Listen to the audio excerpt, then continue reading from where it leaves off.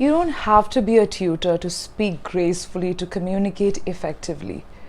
Of course, you become very cautious when a tutor speaks to you in a particular language. But you can be a common man, a layman, in order to speak with grace. Today's topic is all about the art of communicating effectively with pauses. Well, you all are concerned about communication skills. Whenever I ask someone, why did you take these sessions for long and why do you want to enroll with a platform, the immediate answer is, I want to become good with communication skills and speak fluently. Before we dive into the video, this is Rini Rose Matthew. I'm a CELTA certified tutor and also an author.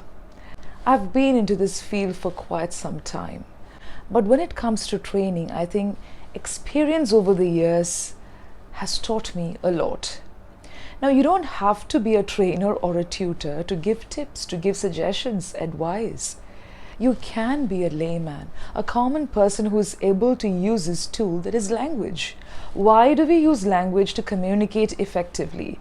Whether you use your native tongue or a foreign language as English or any other language, you need to master the skill of communicating effectively. You would have seen there are some people who are not very good with words, phrases, high-grade language, but they will have this grace of communicating effectively. They could be making a lot of mistakes, grammatical errors, but communication will really be different because of the body gesture. You know that it's a combination of many things, the body language, the way things are put. I see a lot of people who are very good with the language, unable to communicate with grace. I've seen this in my native place also, who take more time to ridicule others, not realizing that they don't have the grace of communicating things effectively. Now let's take this, the art of communicating with pauses. Pause. Now when you write, your teachers would have told you, you need to take a pause when you write a sentence. And a pause is definitely a comma when it comes to writing. But with speech, what kind of pause? Specifically, people who are preparing for the IELTS speaking tests definitely would have heard about this, that you need to take pause, because IELTS examination check whether you're able to communicate with people when you're in English speaking countries, whether you'll be able to meet your needs and requirements. It's not about writing a thesis or essays. So when it comes to speaking with IELTS, they always check for the natural flow of conversation, and that's why you all enroll with different platforms to get used to this natural flow of conversations. And you may want to just speak English like your native tongue, right? Well, this is something that people tell me regularly, and this is something that I began working with as a child when I began speaking in English. Now, natural flow of conversation definitely should have pause. There are a lot of benefits in taking pause. Now, before delving into this topic a bit deep, now as trainers, what we do is we always look at the pattern of errors. It's not that we correct each and every sentence saying that is not there, this is not there, prepositions are missing, conjunctions are missing. No. You will lose your flow of speech. You may have this natural flow of speaking, and that will get interrupted and completely destroyed when we interrupt each and every sentence, right? So what we do is we look at the pattern of error. It's okay to make some mistakes due to slip of tongue or just because you're not very familiar with a word or two. But when there is this pattern of error due to several reasons, as trainers, it is our duty to correct that and to give the constructive feedback. So when it comes to pauses, if there are long pauses like well, and that too frequently over 2 sentences, 3 sentences, 4 sentences, then we need to rectify and work on it. Initially, when I began my training journey, there were a lot of teachers who told me, ma'am, would you please slow down your pace? Because sometimes we are not able to understand the words. So could you go a bit slow? I think it's very important for the tutors to slow down. It's not just moderate pace that we need to adopt sometimes. When it comes to beginners and when it comes to certain types of learners, yes, we need to slow down and make sure that the listener is able to understand at least 90% of what we are trying to communicate. And for that, it's not possible to keep speaking. We are not here to exhibit our skills. I have seen on several speaking platforms, I don't want to take the name of these platforms, where renowned tutors speak very fast.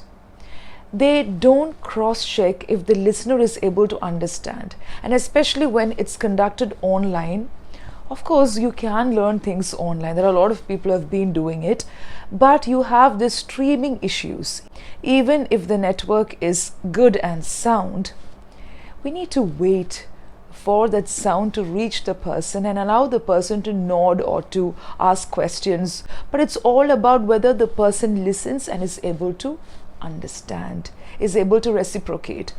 Recently, I was listening to a series of conversation, and I got to know that some of the listeners were just nodding their head to show that they were able to understand, with a lot of tutors on renowned speaking platforms. That shouldn't be the case. When it comes to speaking platforms, and that to any kind of web conference or anything that's conducted online, you know that we have got this video and audio system. Now you are listening to me, the video is completely recorded. You can pause, you can do anything with the video. But when it comes to streaming, live streaming, we have to give some time for the person to receive it, right? And you cannot keep speaking, and that's not right. Whatever be the post, whatever be the position of the tutor. So for tutors and for learners, there are a lot of benefits when it comes to the art of mastering communication with pauses. The first thing is, IELTS examiners always look at the way you take these natural pauses, until and unless it becomes redundant with lot of or kind of long. These are known as ellipses, okay, in English. Of course, we don't use it in speech, but it is always there over your head. So now I took a pause so that I'll be able to communicate about this idea to you. You would have seen this in many of the articles in casual or semi-formal write-ups and even novels, which means something else is there. It's to be continued. Or sometimes these are used midway, just to show that there are some thoughts, there are some words in between. When you take pause as a communicator, it's very beneficial to you as a speaker, because it gives you this feeling of being steady and controlled, even if you don't use highly advanced words. Not necessary to always make use of these advanced words. You will have this steady pace, flow, you will experience it. Whether you learn it by heart or not, you have that controlled feeling. If you don't have that controlled feeling as a speaker, how do you expect the listeners or the listener to have that feel? Moreover, it's not just the feeling, but it allows you to process the thoughts. You'll be able to process your thoughts in a better way. If you're going to speak very fast, you will jump into errors. You will get trapped in those errors, and gradually you will lose your confidence.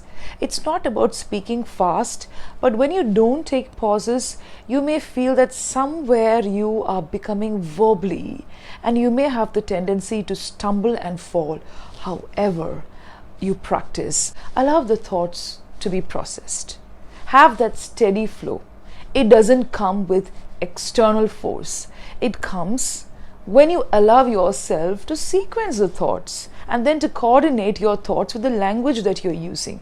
When it comes to native tongue, maybe you're not giving so much of time to process the thoughts because you're not very cautious. We all just randomly speak. We have these slangs, we have the colloquial terms, and it just fills. You could be using a lot of fillers there, but we don't notice much of it. We don't take note of it because it's not English. It's just your native tongue. That's what people say, just the native tongue.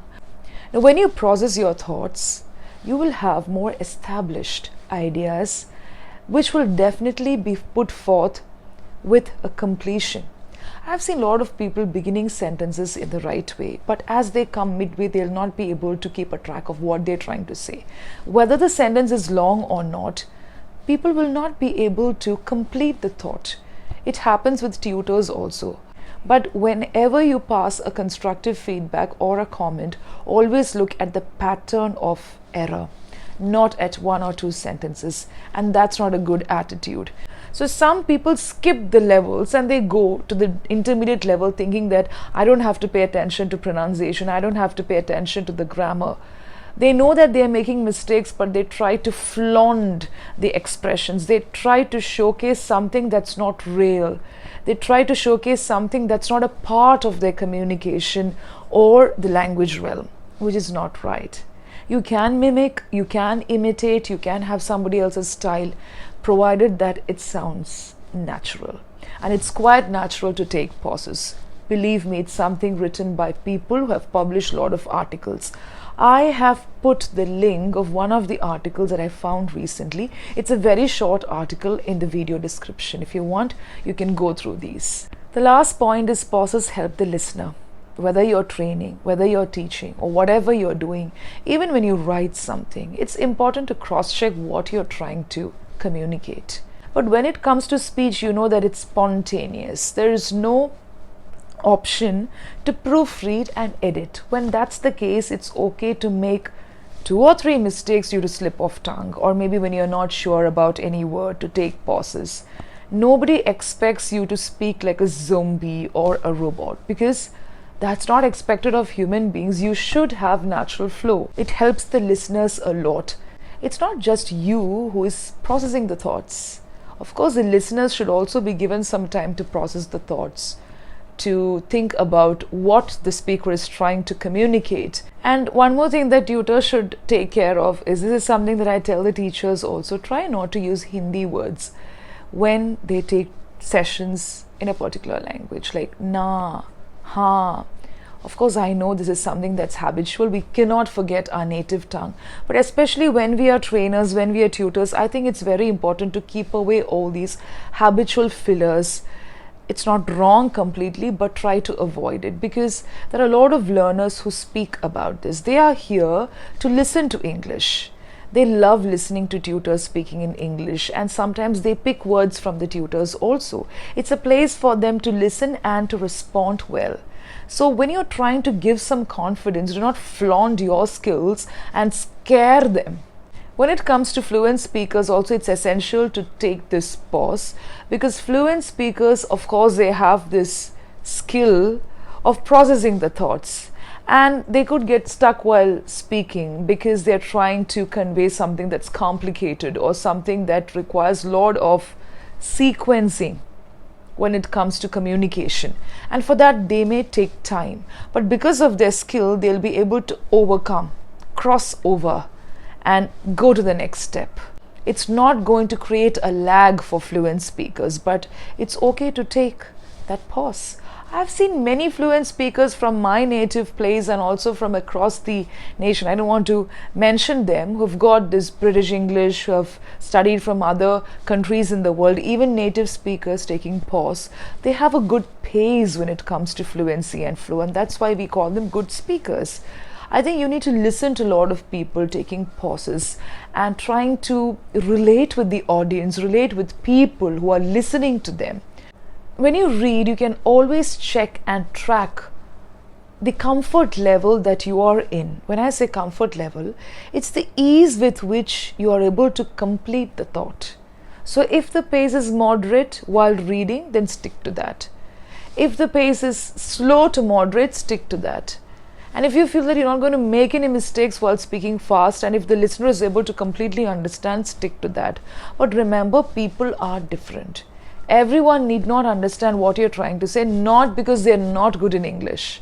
You may have that feeling that people who are not good in English will not be able to understand. That's not the idea. The idea is you're not articulating words properly.